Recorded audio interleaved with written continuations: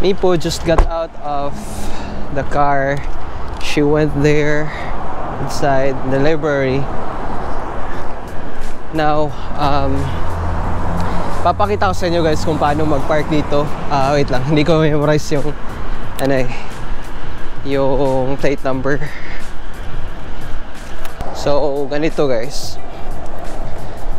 Sa atin kasi sa Pilipinas, di ba walang mga bantay? Ay, may mga bantay sa parking space. Dito wala. Park mo lang yung car mo tapos punta ka dito.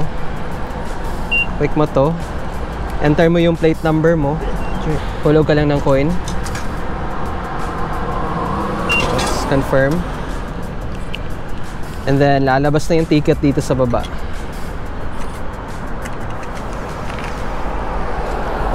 So, ganyan lang.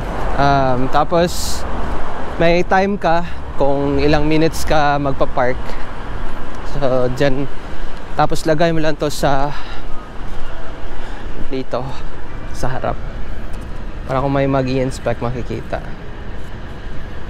Yan lang. So, hindi naman ako aalis. Dito lang ako. Pero, we still need to pay for the parking lot. Pero, dito talaga walang nagbabantay or anything like that. Ewan ko lang kung paano, anong gagawin nila pag di ka nagbayad ng parking or papadalhan ka ba ng parking ticket. Maybe like that. A few moments later. So, papagas muna tayo guys.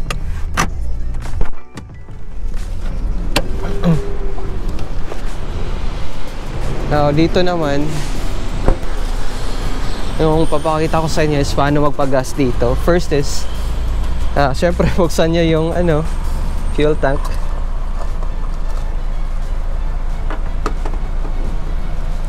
And then, you just get this.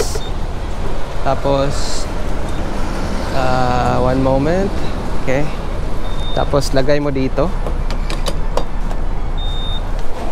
And then, you select kung anong gas yung pipiliin mo. So, ito. Now,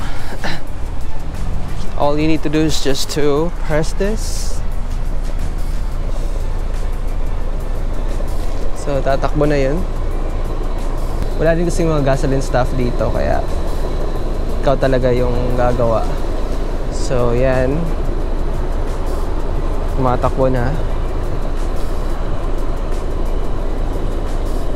It's currently $20.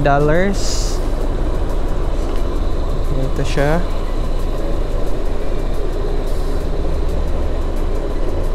Okay. So, yung ipapagas ko ngayon is only $30. Sama sa budget. And then, put this back. Now, you can tap your card here or you can also pay inside. So, it says $30.41.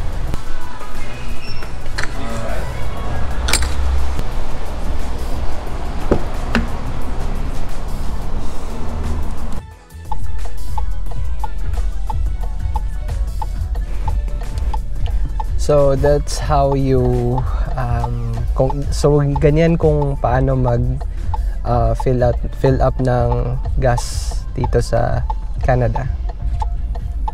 I didn't know that when I got here or even during my first time. So yeah, sana may na kayo, idea na kayo pag nandito na kayo kung paano gawin 'yan.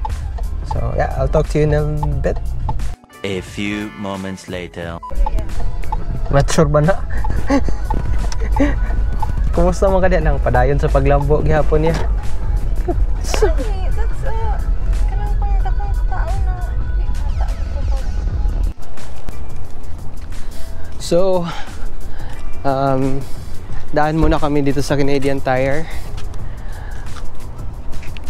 May bibilhin lang and I'm not sure if we're allowed to take videos inside, so I'll talk to you pagkatapos namin dito.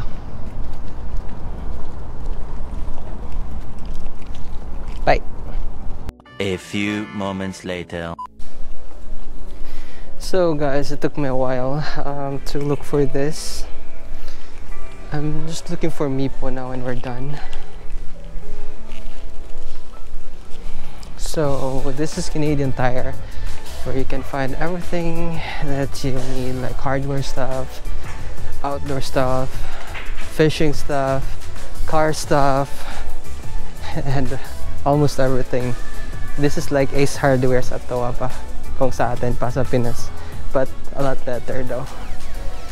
So I'm done. I'm just looking for Mipo, and we're out of here. I'll talk to you in a few minutes. Okay, so we just got out of Canadian Tire, and dito din guys, hindi na required mag-wear ng mask, but si Mipo kasi hindi pa fully vaccinated at ako din, kaya nagmamask kami. But green face na New Brunswick, so malls, yung mga tao sa malls hindi na nagmamask and all those stuff. By the way, Miss A, shout out sa bag, thank you. Dito din kasi guys, pag nag-go-grocery ka or may bibilihin ka sa mga store or sa lahat, hindi na sila nagbibigay ng mga plastic. So you have to bring your own lalagyan ng mga bibilhin mo. So pag wala, yung last time nga may nakita kami na na bumili, wala siyang lalagyan, so linagay niya sa parang yung sa sleeping bag na na case. So ganyan po dito, and okay na kami. Dadaan lang kami sa isang Asian store dito, bibili ng pancit canton kasi nag-crave si Mipo, and I'll talk to you in a few minutes. A few moments later.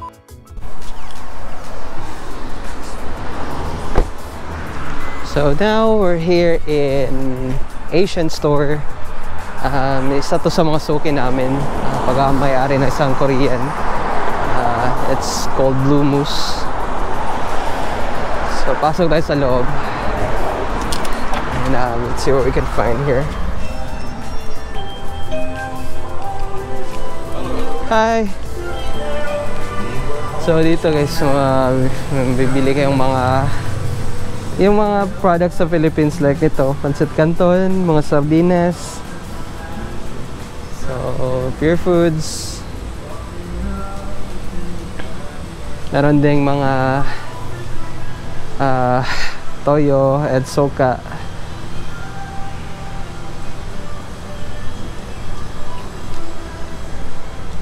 Maggi Savor.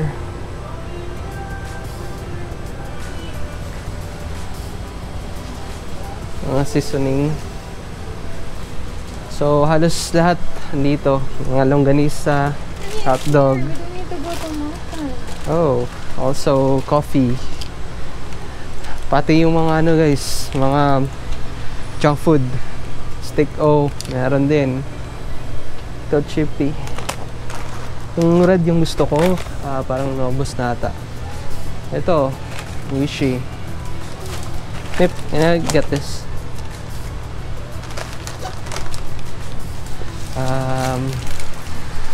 Halos lahat na guys ng mga products na yung mga common na products sa Pilipinas dito. Meron ding mga isda, sarangani, bangus, isi, shrimp. So pati yung mga spaghetti na Filipino style meron din dito.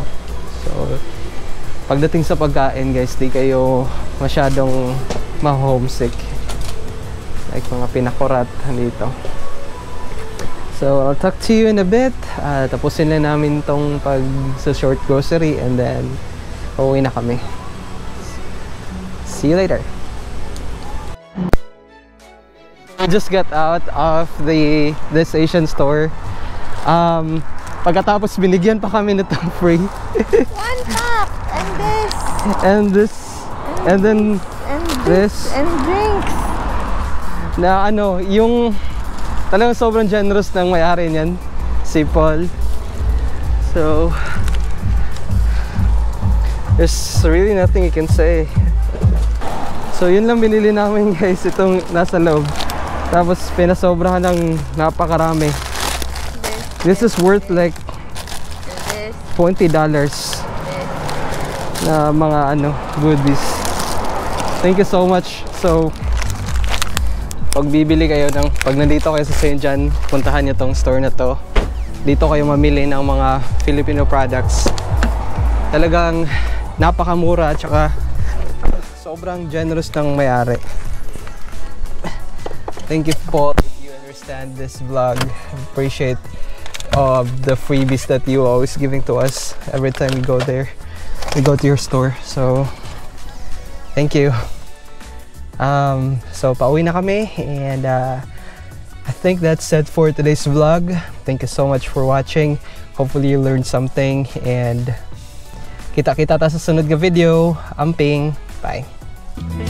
You lifted me up, you sailed me away.